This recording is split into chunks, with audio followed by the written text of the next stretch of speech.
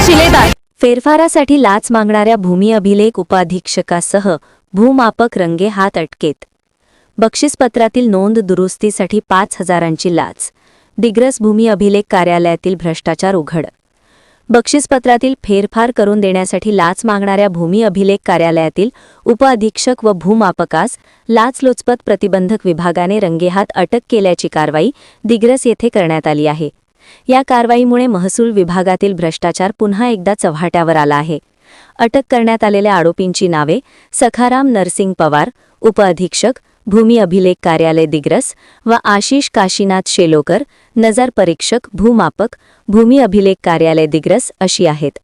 लाचलुचपत प्रतिबंधक विभाग यवतमाळ यांच्याकडून मिळालेल्या माहितीनुसार तक्रारदार यांच्या मालकीच्या मालमत्तेचे बक्षीसपत्र असून त्या अनुषंगाने फेरफार नोंद करण्यासाठी तक्रारदार यांनी भूमी अभिलेख कार्यालय दिग्रस येथे अर्ज केला होता। या कामासाठी कार्यालयात कार्यरत असलेले भूमापक आशिष शेलोकर यांनी तक्रारदाराकडे 5,000 रुपयांची लाच मागितली होती। लाच मागितल्यामुळे त्रस्त झालेल्या तक्रारदाराने यवतमाळ येथील लाचलुचपत प्रतिबंधक विभागाकडे तक्रार दाखल केली।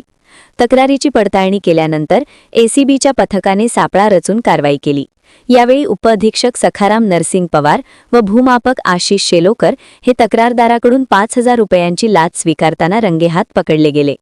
या प्रकरणी पुढील कायदेशीर कारवाई सुरू असून दोन्ही आरोपींविरोधात भ्रष्टाचार प्रतिबंधक कायद्यान्वये गुन्हा नोंदविण्यात आला आहे। या घटनेमुळे दिग्रस तालुक्यात खळबळ उडाली असून भूमी अभिलेख कार्यालयातील कामकाजावर नागरिकांनी तीव्र नाराजी व्यक्त केली आहे।